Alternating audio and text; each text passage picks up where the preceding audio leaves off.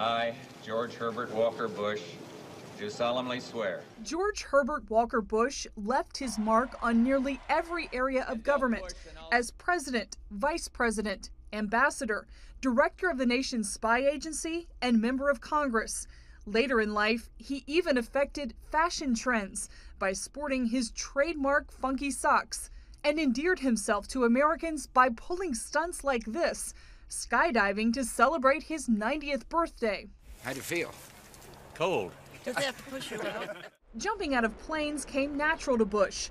On his 18th birthday, he enlisted in the military, and when he received his wings, he was the youngest pilot in the Navy. During World War II, he flew 58 combat missions. On his last, he was shot down by Japanese fighters. He ejected, crashed into the Pacific Ocean, and was rescued by a U.S. submarine. For his bravery in action, he was awarded the Distinguished Flying Cross. The experience impacted him for life and would define his thoughts about war and peace as both vice president and commander-in-chief. After the war, Bush attended Yale and married Barbara Pierce, who would become mother of the couple's 6 children and a popular first lady. Bush set off to make a living off of oil in West Texas, but soon caught the political bug from his father, Prescott, who by that time was a U.S. Senator from Connecticut. Bush won a seat representing Texas in the House of Representatives, and his career of civilian public service began. There is crime to be conquered, the rough crime of the streets. There are young women to be helped. We're about to become mothers of children they can't care for. In 1980, he lost the nomination for president to Ronald Reagan, who made him vice president, a position that gave Bush an intimate look at the rise of conservatism in America. His presidency in many ways was overshadowed by his predecessor, and that's understandable. It's hard to forget these words, which helped catapult him to the White House in 1988. Read my lips. No new taxes. But breaking that pledge by raising taxes 2 years later led to his loss to Bill Clinton in 1992.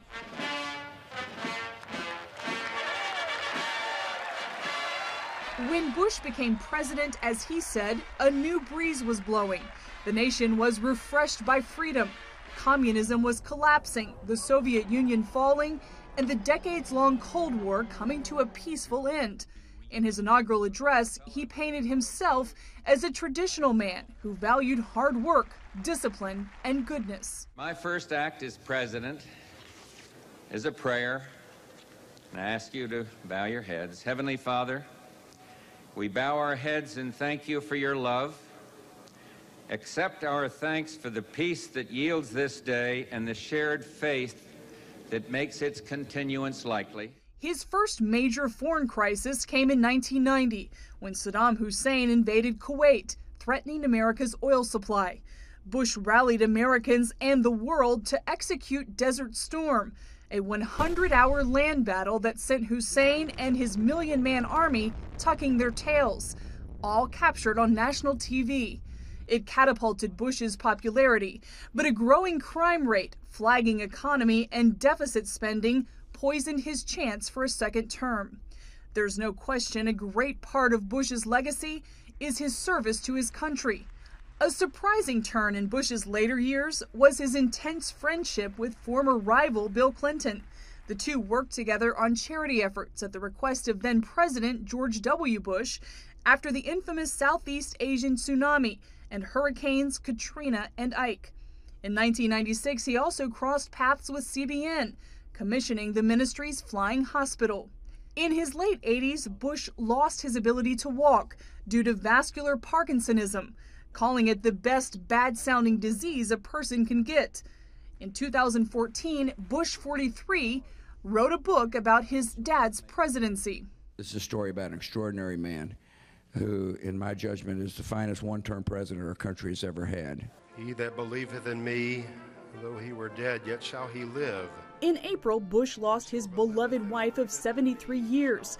Theirs was the longest presidential marriage in history, one that was happy until the very end. Throughout hardship and triumph for the duration of their long partnership, the Bushes made family their priority. We cannot hope only to leave our children a bigger car, a bigger bank account. We must hope to give them a sense of what it means to be a loyal friend, a loving parent, a citizen who leaves his home, his neighborhood, and town better than he found it. It's a goal George Herbert Walker Bush strove to achieve his entire life. Jennifer Wishon, CBN News, Washington.